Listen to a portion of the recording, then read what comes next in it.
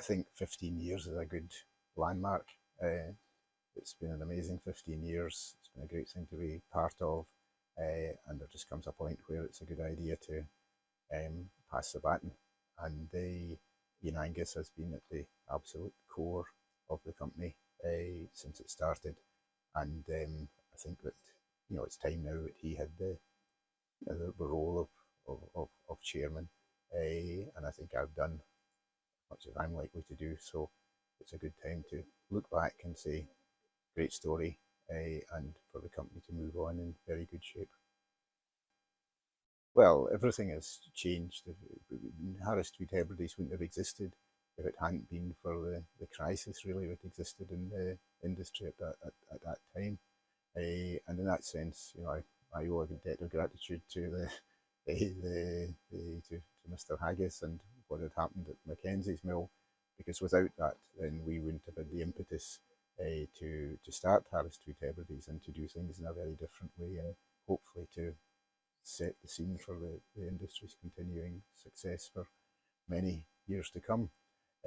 But these circumstances then were really that demand had slumped, and then there was this idea of not selling Harris Tweed to anyone, which never struck me as a very great business model. And that alerted people to the fact that the whole thing really was in jeopardy.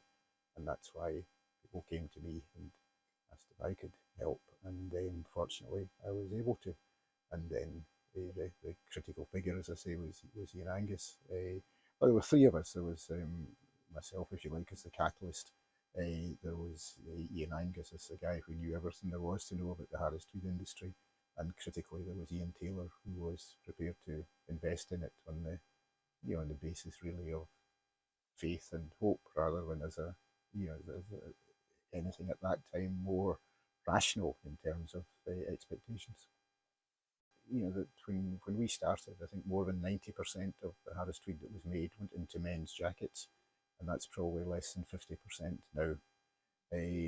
I would say, if I summed up the achievements of Harris Tweed Hebrides in the first 15 years, the first was, and I think really important, to take the seasonality out of the industry. I always disliked the idea of people being laid off and taken on at the convenience of mills, and the fact that we pretty much got rid of that is a matter of pride.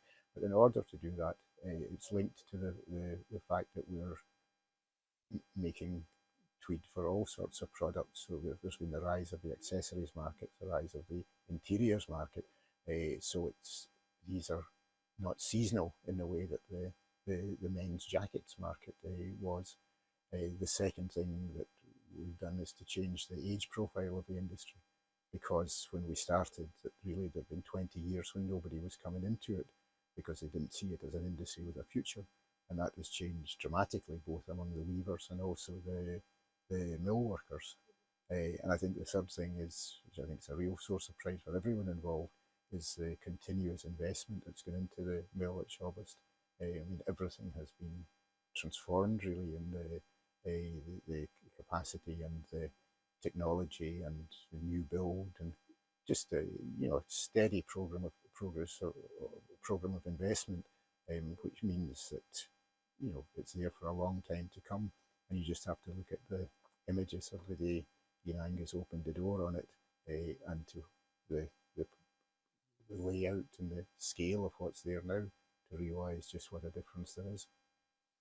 Well, it's switched a lot in these 15 years. That when we started, the main market was in Germany, and then Germany fell off a bit, and then Japan came through really strongly, maybe too strongly in some ways, because it took us to almost an artificial peak for a while, and then it fell away, although it's still very important.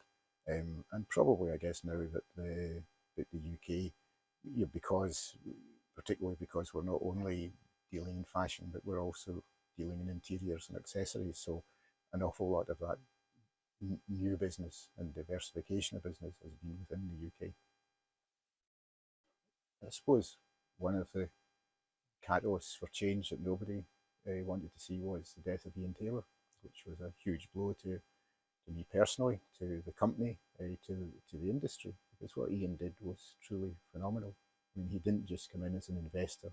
He was no absentee landlord. You know, he was someone who really cared, and the longer it went on, the more he cared and saw it very much as part of what what his legacy would be, and his family see it in the same light, and really want things to carry forward and to develop.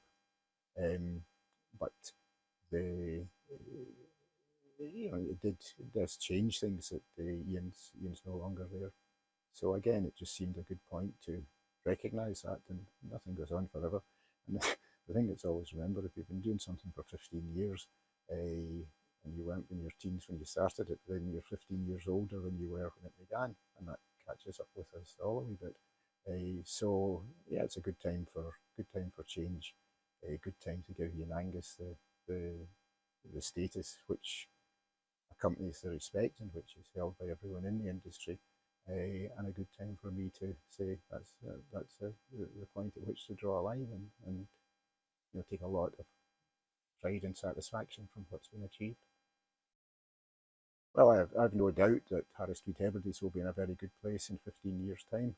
And if you look back 15 years, then I don't think anybody would have said that it was guaranteed the Harris Tweed industry would be in a good place in 15 years' time. So that's the achievement. The achievement, it goes back for decades and involves an awful lot of people to take Harris Tweed to where it was. But our role over these 15 years was to, first of all, to rescue it, I suppose, from the crisis that then existed. But then I think to go out and really sell it, to change the image, to update it, to diversify, to give people better working conditions, all of these things. None of it's new. Historically, Harris Tweed went out and sold itself. It had some of the best advertising in the world. If you go back to the 30s, it was marketed, and I think that's really the lesson, I suppose, of what we've done, is that if you ever stop doing that, if you ever stop traveling, if you ever stop, really selling it as a luxury product, which is what it is, and emphasizing its status, its provenance, its uniqueness, then that's a mistake. It won't sell itself. You really have to keep telling the story, and I'm sure that will continue to happen. It was a big personal transition, surely, for you to go from politician to very active company director. I think you were named global director once or twice in that period. How big of a change was it? Well, it was huge. When I came out of politics, and we moved up here just purely for family reasons. I had plenty to do, but I wanted something to do that was going to be of benefit to the island. And then just out of nowhere, that this opportunity appeared. So in a way, Harris Tweed's difficulty at that time was to my benefit, because it quite unexpectedly, it gave me the opportunity to be involved in something that really would make a difference. And there are similarities, but that certainly my contacts and my, through the embassy network and various ways, and initially, actually, critically, my contact was with Ian Taylor. So there was a fair crossover from what I had been doing to what I became involved in.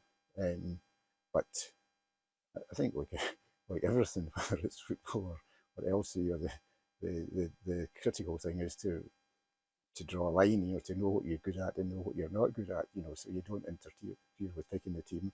And you certainly, if you're dealing with people who've been in Harris Tweed all their lives, you don't pretend you know anything about it, other than how to be outward facing and to be the front of house guy that can maybe add value to what they're doing.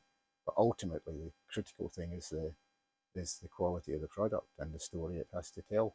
So in that respect, it was, we were three. We brought three different dimensions. Ian Taylor brought the investment, Ian Angus brought unique knowledge and experience of the industry, and I brought some of these sort of front of house skills that had some previous experience in. So does ceasing your involvement with Harris Tweed Hebrides mean you're going to stop writing and cut your involvement with Celtic Football Club? Not at all, no. I think one thing at a time. No, I think I was. No, the answer to that's no. But like means there's some lessons in my life which says there's always a time to draw a line in things, and it's knowing when to do it is maybe the key. Sometimes I get that right, sometimes I get it wrong.